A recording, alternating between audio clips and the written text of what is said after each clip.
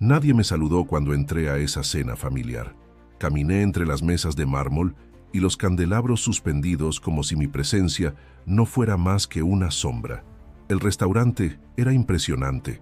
Techos altos, música suave de cuerdas en vivo y un aroma a trufa flotando en el aire. A pesar de todo ese lujo, lo primero que sentí fue el frío. No el del aire acondicionado, sino ese que solo se siente cuando uno es ignorado por completo. Mi madre me miró por una fracción de segundo y luego giró el rostro como si yo no fuera más que un mesero más, una planta en una esquina, cualquier cosa menos su hijo. Mis primos seguían conversando animadamente, brindando por no sé qué logro de negocios. Nadie interrumpió su charla para decir «Hola», ni siquiera con una inclinación de cabeza. Mi padrastro levantó la copa en dirección a otro invitado y ni siquiera notó mi presencia. Pensé que tal vez me había equivocado de mesa, pero ahí estaban los rostros que conocía, aquellos que formaban parte de mi familia, al menos en el papel. Antes de continuar, si te está intrigando esta historia, suscríbete al canal para no perderte lo que viene. Esto apenas comienza. Tomé asiento al final de la mesa, junto a un jarrón con lirios blancos. No era una elección aleatoria. Era el único lugar vacío y, según parecía, el más alejado posible del centro de atención. Mis manos sudaban.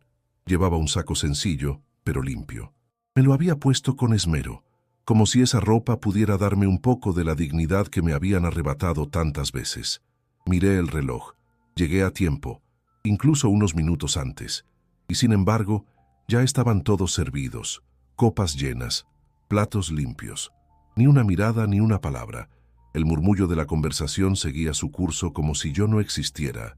Rebeca, mi prima, reía fuerte con Iván, su hermano. Reían de algo que probablemente incluía menospreciar a alguien. Siempre fue así. Ellos eran los hijos de los exitosos, de los herederos, y yo el accidente del pasado, el pariente incómodo que nadie sabía bien cómo tratar, así que simplemente me ignoraban. Respiré hondo y me limité a observar. El lugar era hermoso, sin duda.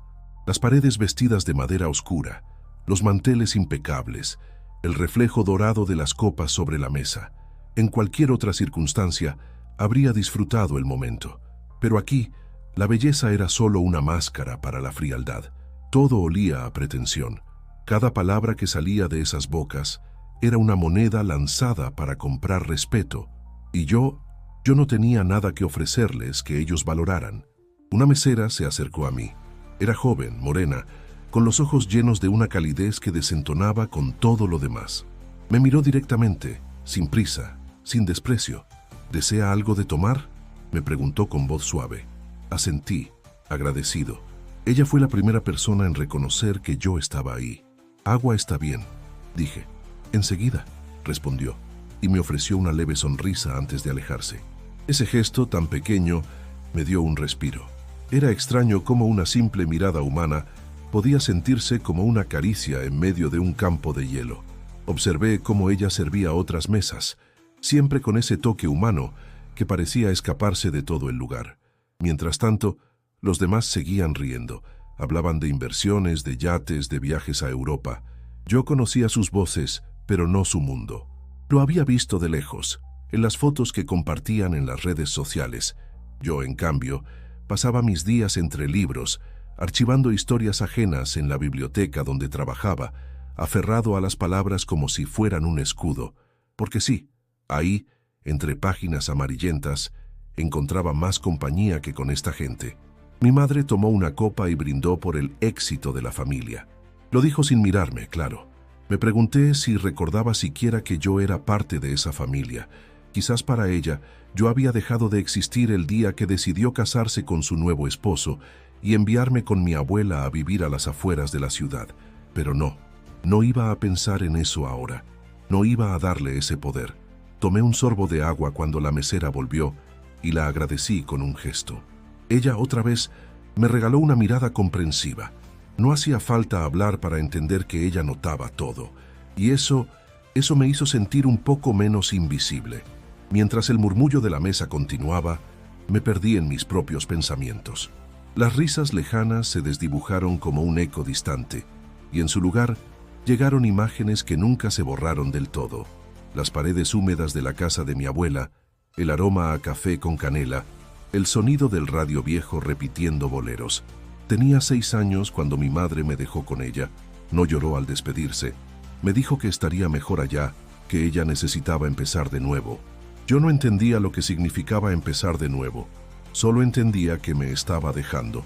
Recuerdo cómo mi abuela me envolvió en una cobija gruesa y me preparó chocolate caliente esa noche. Me dijo que todo estaría bien, y aunque no lo estaba, su voz me hizo sentir que tal vez algún día lo estaría. Mi padre había muerto meses antes en un accidente de tránsito. Yo no lo recuerdo con claridad. Algunas fotos viejas, una sonrisa borrosa, el eco de su nombre. Nunca supe mucho más. Nadie quería hablar de él. Decían que era un buen hombre, trabajador, pero con mala suerte. Después de su muerte, mi madre no tardó en buscar refugio en otra vida. Una vida donde yo no encajaba. Los primeros años con mi abuela fueron duros pero llenos de cariño. Vivíamos en una casita de paredes descascaradas, con un patio de tierra y una hamaca colgada entre 2 árboles. No teníamos mucho, pero ella siempre encontraba cómo alimentar el alma. Me enseñó a leer con los libros que encontraba en el mercado de pulgas, me contaba historias antes de dormir, y me hacía entender que la riqueza no estaba en lo que uno tenía, sino en lo que uno daba. Cuando cumplí 10 años, mi madre ya no llamaba. Solo recibíamos tarjetas de Navidad firmadas por ella y su nuevo esposo.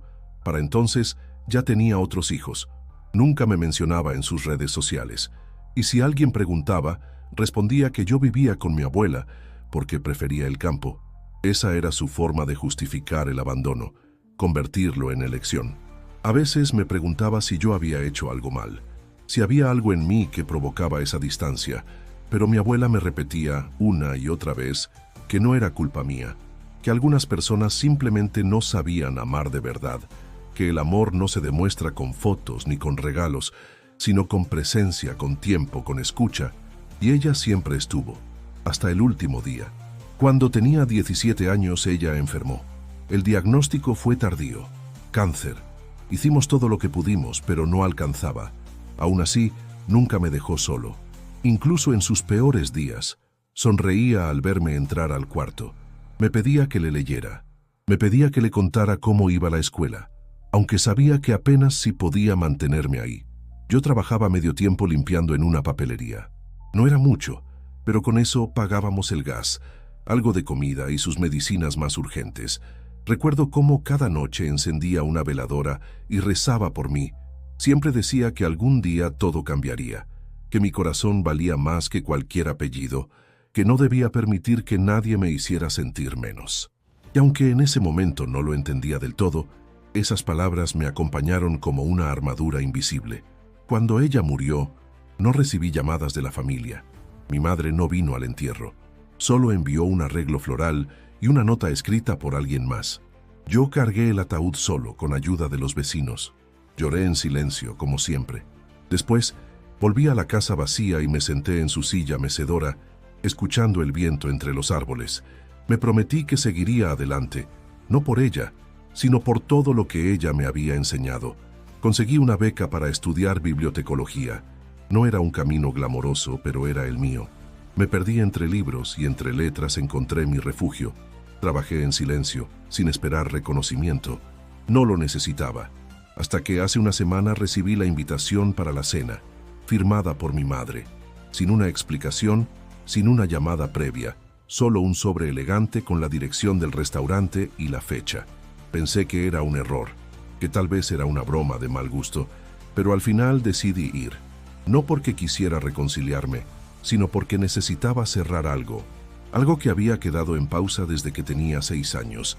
Y ahí estaba yo, en esa mesa, rodeado de gente que llevaba mi sangre pero no mi historia, escuchando sus voces, sintiéndome cada vez más fuera de lugar.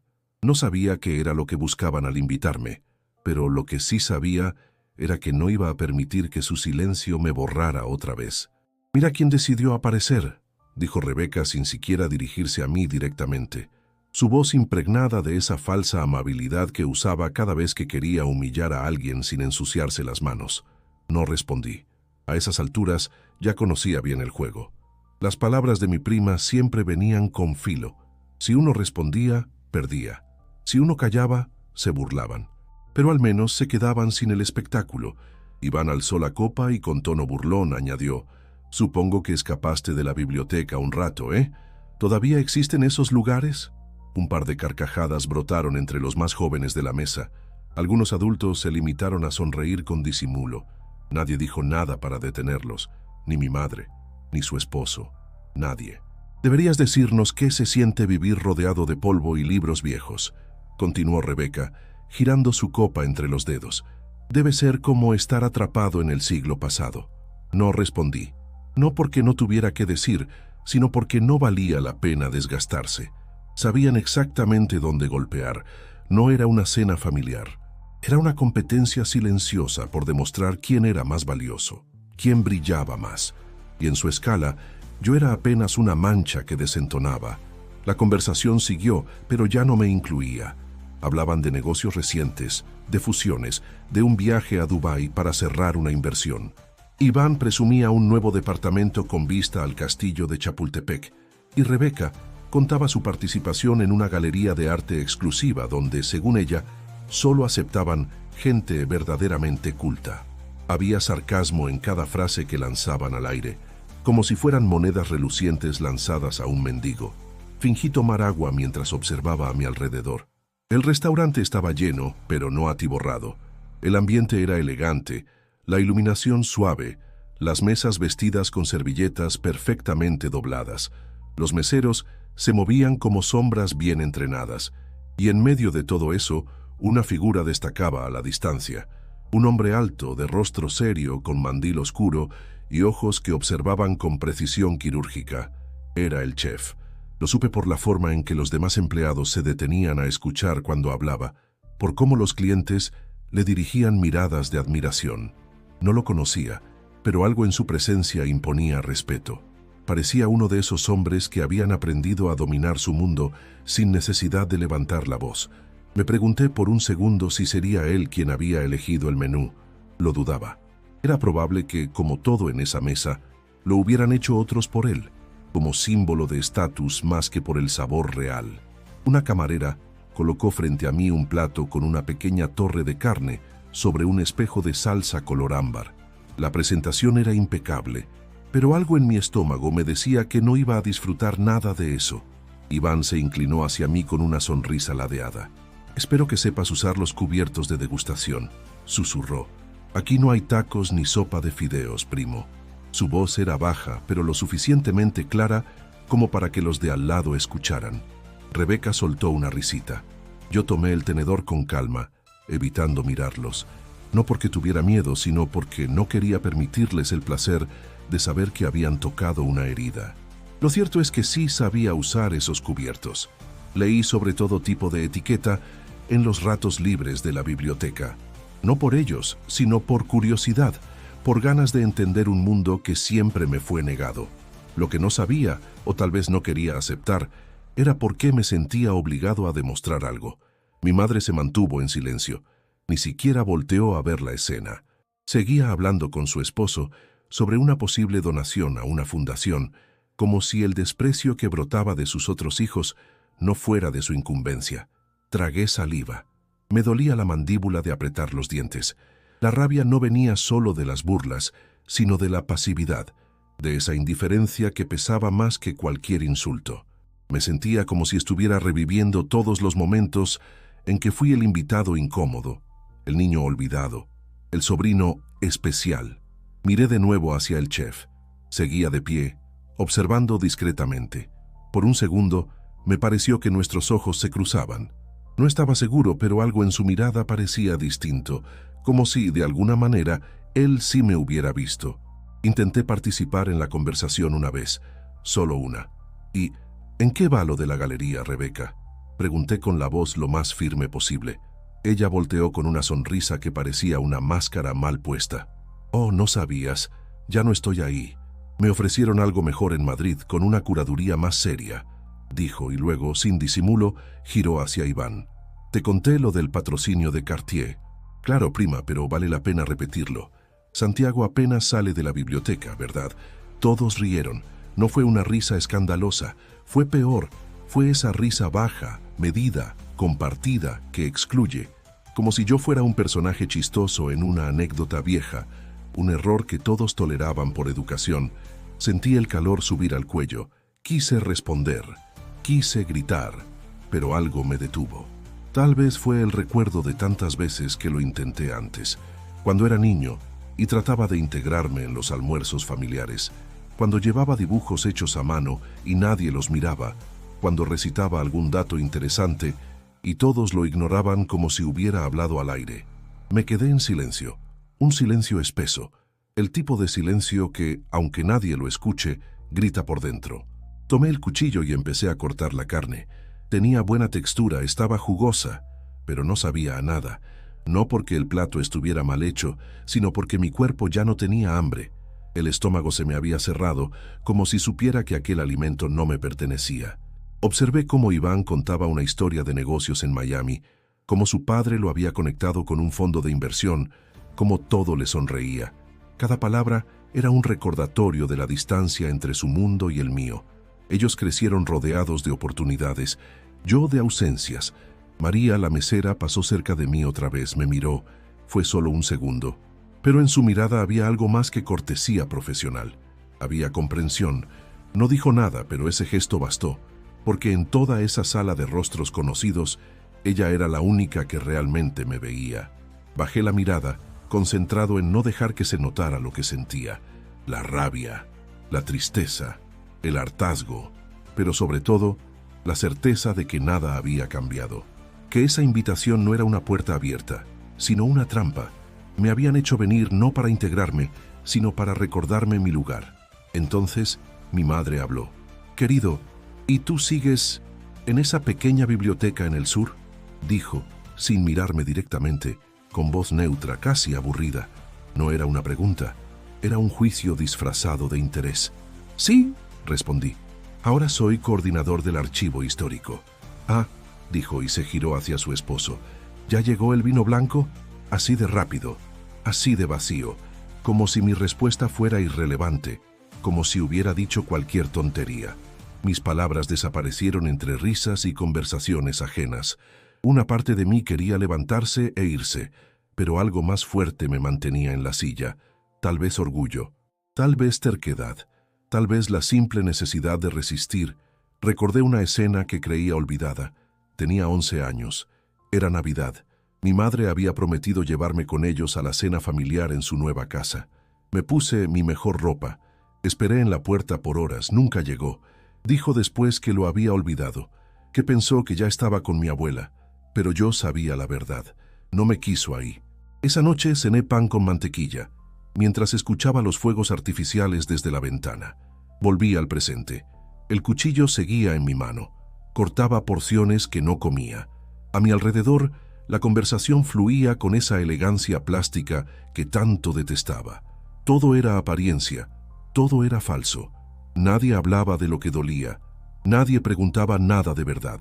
Y yo seguía ahí, no porque quisiera pertenecer, sino porque necesitaba ver por mí mismo que ya no lo deseaba. «¿Quieres más agua?», preguntó María otra vez junto a mí. «Sí, por favor», susurré. Ella llenó mi vaso con delicadeza. Me miró de nuevo, como si quisiera decir algo, pero se contuvo. Lo agradecí en silencio. Respiré hondo. No me iba a quebrar, no frente a ellos. Si algo me enseñó mi abuela, fue a soportar sin rendirme. Y esa noche, más que nunca, su voz me sostenía. Justo cuando pensaba que aquella noche se hundiría en la miseria de siempre, algo cambió. La música del restaurante bajó de volumen, apenas perceptiblemente. Algunos comensales levantaron la vista, curiosos. Desde la cocina salió el chef. Caminaba con paso firme, vestido con su chaqueta negra impecable y el delantal anudado con elegancia. No venía acompañado, no sonreía, pero su sola presencia bastó para que las conversaciones se apagaran poco a poco. Yo lo miré sin entender. Pensé que iría a saludar a alguna mesa importante, a uno de esos empresarios que siempre buscan ser reconocidos públicamente. Pero no. Avanzó recto entre las mesas, cruzando el salón con dirección clara. Su mirada no se desviaba. Algo en sus ojos me hizo erguirme sin darme cuenta. Había una decisión en su andar, una intención. Cuando estuvo frente a mí, se detuvo. Todo el restaurante parecía en pausa. «Santiago», dijo con una voz grave, clara, cargada de algo que no supe definir al principio. «¿Eres tú?». Mis primos dejaron de hablar. Mi madre frunció el ceño. Alguien en otra mesa murmuró algo, pero nadie interrumpió. Yo no sabía qué responder. Me limité a asentir, desconcertado. Entonces, sin previo aviso, el chef me abrazó. No fue un gesto rápido ni superficial. Fue un abrazo firme, cálido, de esos que no se dan por compromiso. Me rodeó con fuerza, como si me hubiera estado esperando durante años. Sentí la sorpresa helar a todos los que me rodeaban. Pude oír el silencio, tan denso que dolía. «No puedo creer que seas tú», susurró mientras aún me tenía en sus brazos. Después de tanto tiempo, lo soltó con lentitud, y al mirarme, sus ojos estaban húmedos. Me tomó por los hombros como si quisiera comprobar que no era una ilusión. Yo seguía sin entender nada. Lo conocía apenas de vista, desde que llegué esa noche. No sabía quién era ni por qué me reconocía así. «Soy Lorenzo Márquez», dijo. «No sé si me recuerdas, pero yo a ti jamás te olvidé». Mi madre parpadeó con una expresión desconcertada. Rebeca entreabrió los labios, sorprendida. Iván frunció el ceño. Nadie decía nada. Todos estaban tan confundidos como yo. «Cuando era joven», continuó el chef, «pasé por momentos muy duros. Trabajaba en una fonda de barrio, tratando de aprender lo básico, y a veces no tenía qué comer. Un día, tú llegaste con tu abuela. Me diste un pan y un vaso de leche caliente. Tenías 8 años. Lo recuerdo perfectamente. Me preguntaste si quería compartir la mesa, y lo hicimos. No solo me diste comida, Santiago, me diste dignidad». El mundo pareció girar un poco más lento. Esa historia empezaba a remover algo en mi memoria. Una imagen lejana, borrosa, comenzó a emerger. Mi abuela dándole pan a un joven delgado con ojos tristes, sentado en una banqueta frente a nuestra casa. «Desde ese día», dijo el chef, «supe que tenía que hacer algo con mi vida, no para vengarme de la miseria, sino para devolver lo que ese gesto me dio. Me prometí que si algún día lograba algo y te encontraba, te lo iba a agradecer. De verdad, como mereces». Yo no sabía qué decir. La emoción me apretaba el pecho. Mi garganta estaba cerrada. Nunca pensé que alguien pudiera recordar algo tan pequeño, algo que para mí había sido apenas un acto cotidiano con mi abuela, pero para él había significado todo. «No sé qué haces aquí con esta gente», añadió lanzando una mirada gélida a la mesa, «pero quiero que sepas que, para mí, eres uno de los seres humanos más nobles que he conocido. Nunca olvides eso». Volvió a colocarme la mano en el hombro. Me dio un leve apretón y luego se enderezó, mirando a todos con una mezcla de serenidad y autoridad. «Con su permiso», dijo, y se retiró tan silenciosamente como había llegado. El restaurante seguía en silencio. La sorpresa había paralizado a todos. Nadie se atrevía a hablar. Sentí las miradas clavadas en mí, algunas de incredulidad, otras de incomodidad. Pero por primera vez en toda la noche me sentí presente. No por obligación, no por sangre, sino por lo que realmente soy. Y eso lo cambió todo. Todavía no había vuelto completamente en mí cuando el chef desapareció por la puerta que conducía a la cocina. El eco de sus palabras flotaba sobre la mesa como una nube densa. Nadie hablaba. Nadie sabía qué decir. Rebeca bajó la mirada por primera vez en toda la noche. Iván fruncía los labios, como si quisiera soltar una broma, pero no encontrara la valentía. Mi madre se mantenía inmóvil, con la copa en la mano, los dedos tensos. Yo, en cambio, me sentía más despierto que nunca. Me recosté en el respaldo de la silla, tratando de asimilar lo que acababa de ocurrir. El chef más reconocido del lugar, un hombre que probablemente tenía reservas llenas hasta dentro de 3 meses, había interrumpido todo para dirigirse a mí. Me había llamado por mi nombre. Me había abrazado. Y lo más increíble, recordaba algo que ni siquiera yo tenía del todo claro. Cerré los ojos por un instante y la imagen de aquel día volvió con más nitidez. Era una mañana fría. Yo iba con mi abuela al mercado. Afuera de nuestra casa había un joven sentado en la banqueta, con la ropa sucia, los ojos vacíos. Mi abuela me dijo: «Siempre que tengas pan, reparte la mitad». Lo invité a entrar. Le dimos leche caliente y pan dulce. No preguntamos nada. Él tampoco. Solo comió y nos dio las gracias. Después se fue, y jamás volvimos a verlo. No puede ser el mismo, murmuré para mí, pero sí lo era. Lo vi en sus ojos, en la forma en que me sostuvo, en cómo pronunció mi nombre con emoción genuina. Aquel joven hambriento se había convertido en un chef exitoso y había cargado con ese recuerdo todos estos años. Sentí una mezcla de humildad y asombro, no porque él me hubiera reconocido, sino porque alguien que yo creí olvidado me había llevado en el corazón. María, la mesera, se acercó en silencio. Colocó frente a mí un vaso nuevo de agua, pero se quedó un segundo más de lo normal. ¿Estás bien?, susurró, mirándome con preocupación. Asentí. Creo que sí, dije. Por primera vez en mucho tiempo. Ella sonrió levemente como si entendiera más de lo que decía. Volví la mirada hacia mi madre. Sus ojos seguían fijos en su copa. No decía nada, pero conocía ese silencio. Era el mismo que usaba cuando quería negar una realidad que le resultaba incómoda. Su esposo le tocó el codo, pero ella no reaccionó. Estaba atrapada en algo más profundo, quizá en la vergüenza, o tal vez en la revelación de que, a pesar de todos sus esfuerzos por ocultarme, había una parte de mí que brillaba sin su permiso. ¿Quién era ese tipo?, preguntó Iván al fin, rompiendo el hielo. El chef principal, dijo alguien más. El dueño del lugar. ¿Y por qué te conoce así?, añadió Rebeca, esta vez sin el tono burlón de antes.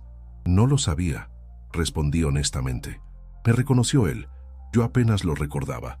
La mesa cayó otra vez en un silencio espeso. Ya no era desprecio lo que se sentía. Era algo distinto. Incomodidad, descolocamiento, como si la presencia que habían ignorado durante toda la noche de pronto tuviera peso, forma y nombre. Fue entonces cuando el maître se acercó. Llevaba en la mano una nota escrita a mano. Me la entregó con discreción, sin decir palabra. La abrí. Santiago, gracias por aquella comida. Esta cena es para ti. Vuelve a mirar el menú. Con respeto y gratitud, Lorenzo. Volteé hacia el menú de la noche. No lo había leído al llegar. Nadie me lo ofreció. Pero ahora lo abrí y con sorpresa noté algo especial. Cada plato tenía un nombre distinto. Recuerdo de infancia, pan de domingo, leche de fuego, aromas del patio. Eran nombres simbólicos, pero para mí tenían sentido, porque cada uno evocaba algo de mi niñez. Platos simples, de ingredientes humildes, transformados en obras de arte. Me di cuenta de que Lorenzo no solo me había reconocido, había diseñado el menú en mi honor. Había tomado pedazos de mi historia y los había convertido en poesía culinaria. Y en ese momento, mientras sostenía la nota en mis manos, entendí algo más profundo. Los actos pequeños que uno hace con el corazón nunca se pierden. A veces, el eco de una bondad sencilla puede cruzar décadas, puede florecer en el lugar más inesperado y regresar para salvarnos del olvido. Los demás seguían en silencio. Pero yo ya no necesitaba sus palabras. Por primera vez, su silencio no me dolía, porque ya no venía de desprecio. Venía de no saber cómo responder ante algo auténtico, y eso me bastaba. El primer plato llegó sin previo aviso, traído por un mesero distinto, con paso solemne. Lo colocó frente a mí con una reverencia leve y se retiró sin decir nada. El título impreso en la pequeña tarjeta al lado del plato decía «Sopa de lluvia». Era un consomé claro, con gotas de aceite brillando como el reflejo de una calle mojada. Tomé la cuchara, aún desconcertado, y probé. Cerré los ojos. No era solo sopa, era memoria. Ese sabor me transportó a una tarde gris bajo el techo de lámina de la casa de mi abuela. Afuera llovía fuerte, y dentro ella cocinaba algo caliente para reconfortarnos. Era ese mismo sabor, cebolla dorada, ajo suave, un toque de epazote, una sopa de supervivencia, pero también de consuelo. Sentí un nudo en la garganta. El chef había cocinado mi infancia. Rebeca y los demás observaban sin saber si debían seguir comiendo o esperar. Yo ya no pensaba en ellos. Cada bocado era un puente a otro momento perdido. Cuando terminé, otro plato llegó. Tortilla de barro, un bocado crujiente, con maíz tostado, frijol refrito y salsa de chile morita. Simple, pero preparado con una precisión que rozaba lo sagrado. Me recordó cuando hacíamos tortillas en un comal viejo y mi abuela me dejaba voltearlas con las manos, enseñándome a sentir el calor, a confiar. Cada plato tiene tu historia, dijo María, que se acercó por detrás mientras yo comía. El chef pidió que te sirviéramos todo el menú especial. ¿También lo probaste?, le pregunté. Sí, cuando lo creó, pidió que cada uno de nosotros lo entendiéramos, para poder servirlo con el respeto que merece. Eso me desarmó. El chef no solo había cocinado, había compartido mi historia con su equipo. Había hecho de mi pasado una ceremonia. El tercer plato se llamó Eco de Tierra, un tamal relleno de hongos silvestres, cubierto de una espuma de hierbas que olía al campo húmedo. Lo probé con lentitud. Cerré los ojos de nuevo. Ahí estaba el patio donde jugaba descalzo. Las tardes en que mi abuela me enviaba al cerro con una canasta para recolectar hongos cuando llovía. María se quedó cerca, sin hablar más pero atenta. En cada movimiento suyo había una delicadeza nueva, como si también ella entendiera que estábamos atravesando algo más profundo que una cena. Cuando llegó el plato fuerte, el salón entero pareció cambiar. Ya nadie reía, nadie hablaba alto. Los de mi mesa se habían sumido en un silencio extraño, tenso. Era como si no supieran qué hacer con la presencia invisible de tantas emociones flotando sobre mí. Corazón de barro, se llamaba el plato. Era una pieza de carne braseada en mole negro, con una textura tan tierna que se deshacía apenas tocarla. Lo acompañaba un puré de calabaza y pétalos de flores comestibles. Visualmente era hermoso, pero el sabor fue lo que me desmoronó. Ese mole lo reconocí al instante. Mi abuela lo preparaba una vez al año, en Día de Muertos. Usaba chocolate, canela, chiles secos y un toque de plátano macho. Era un sabor que yo creía perdido, una receta que nadie más conocía. ¿Cómo supo todo esto?, pregunté en voz baja mirando a María. Dice que recuerda los aromas de ese día y que quiso recrearlos con ayuda de lo que tú le contaste aquella mañana. Fruncí el ceño. Yo no recordaba haber dicho tanto, pero tal vez lo hice. Tal vez, en mi inocencia, compartí con ese joven hambriento los detalles más íntimos de mi mundo, como solo un niño puede hacerlo, sin filtro, sin miedo, sin saber que estaba dejando una huella. Después del plato fuerte, no llegaron postres convencionales. En su lugar sirvieron una infusión llamada Noche Tibia. Era una mezcla de cáscara de cacao, canela y vainilla. Lo tomé entre mis manos y sentí el calor descender por mi cuerpo, aflojando cada músculo, cada recuerdo. Era el mismo té que mi abuela preparaba cuando hacía frío y no había nada más. No había forma de explicar lo que sentía. Era como si alguien hubiera tomado los retazos más íntimos de mi historia y los hubiera tejido en una obra silenciosa, comestible, digna. Levanté la vista. Todos seguían allí, pero yo ya no los veía como antes. Ellos no entendían, no podían, porque esa cena no era para ellos, era mía, y eso, por primera vez, me bastaba. La cena continuó, pero ya no era la misma. Algo se había roto, y al mismo tiempo algo nuevo se había formado. No sabría decir si era respeto, incomodidad o ambas. Los rostros en la mesa estaban tensos, rígidos, como si nadie supiera cómo comportarse después de lo ocurrido. Iván fue el primero en soltarlo. «¿Entonces ahora resulta que eres una especie de celebridad callejera?», dijo con una sonrisa forzada, buscando la complicidad de Rebeca, que no se atrevió a devolverle la mirada. «No es celebridad», dijo ella finalmente, bajando el tono. «Es reconocimiento, que no es lo mismo». Eso me sorprendió. Por primera vez, su voz no tenía burla, no sonaba sarcástica, sonaba molesta, pero no conmigo. Mi madre, que había estado callada durante todo ese tiempo, dejó la copa en la mesa con más fuerza de la necesaria. «Ya basta», dijo sin mirarme. «Esto se está saliendo de control. Era una cena de negocios».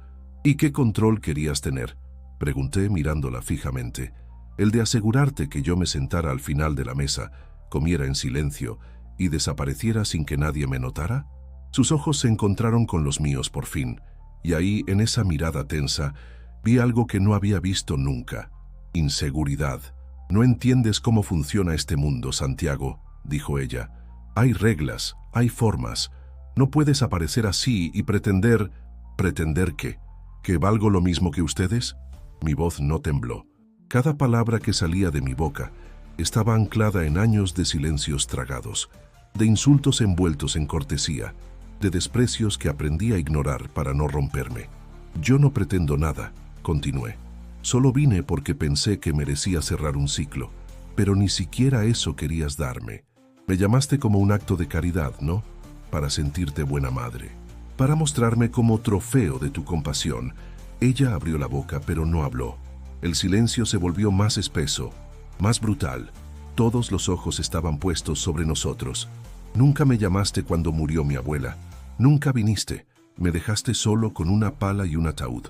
¿Y ahora me sientas en tu mesa como si nada hubiera pasado? ¡Santiago!, exclamó su esposo con un tono autoritario. «Usted no me diga nada», le corté. «Usted me ignoró toda la vida. No tiene derecho a hablarme ahora».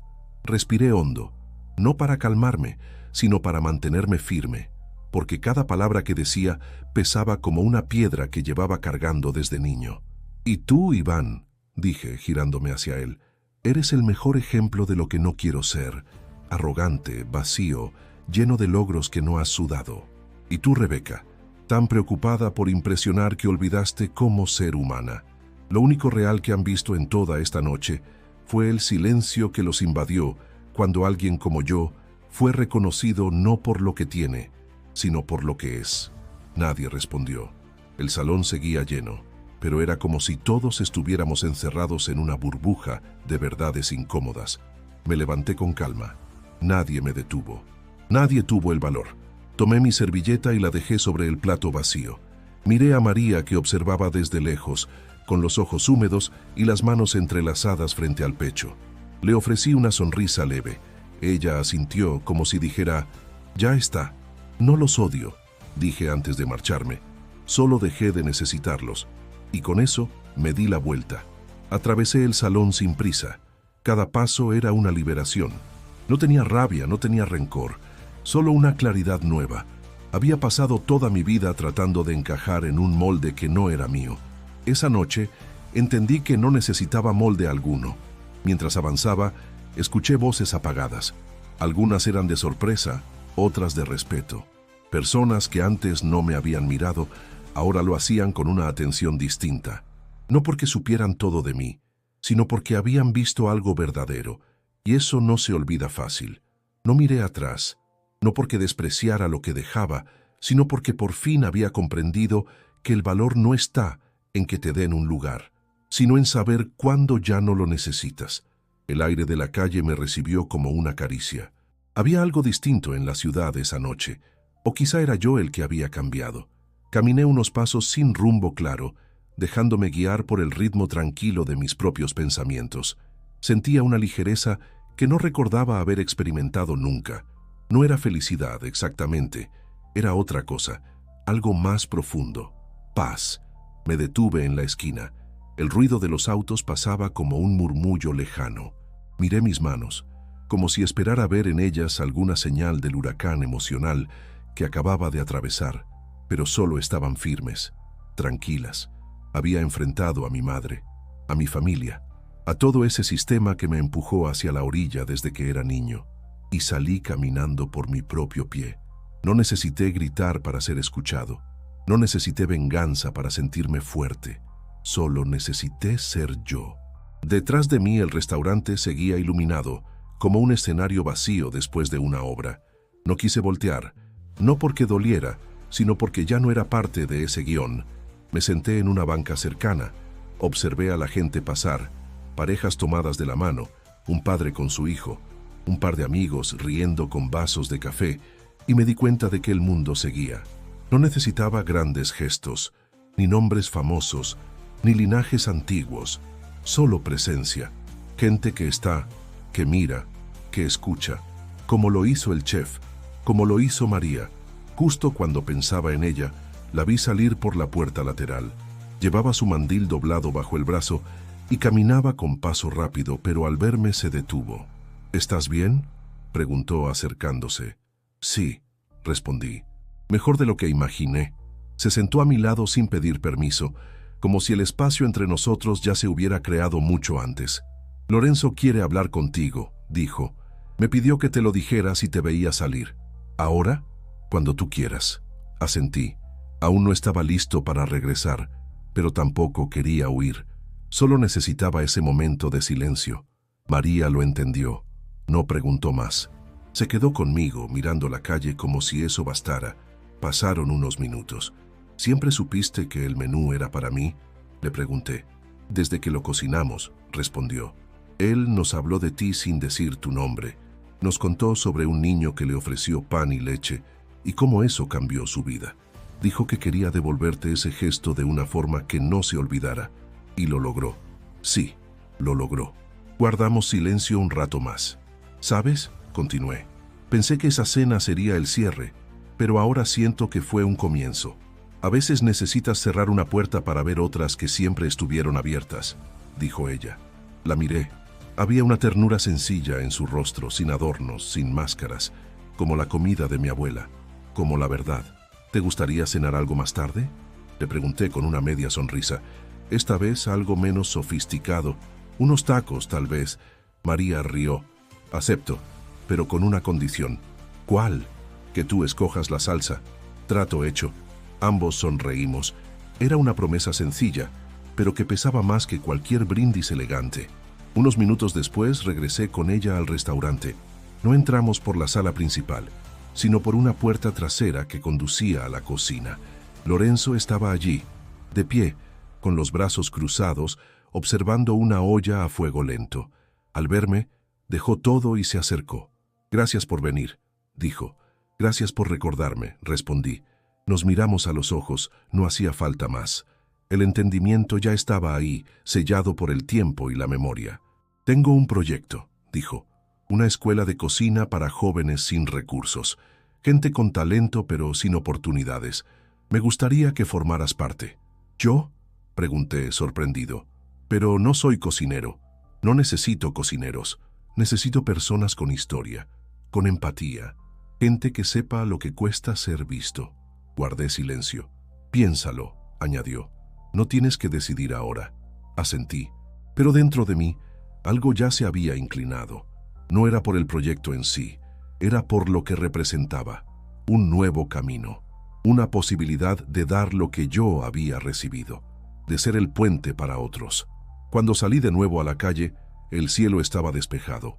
María caminaba a mi lado. Y por primera vez sentí que cada paso que daba me pertenecía por completo. Días después, acepté. No fue una decisión difícil. Algo dentro de mí ya había cambiado. La propuesta de Lorenzo no era una oportunidad común. Era una forma de transformar lo vivido en algo útil, de tender la mano como alguien lo hizo conmigo, sin esperar nada a cambio. La escuela abriría en 3 meses. Un pequeño espacio en el sur de la ciudad, equipado con lo esencial pero con una visión clara. Enseñar a jóvenes con historias difíciles que también tienen derecho a un futuro digno.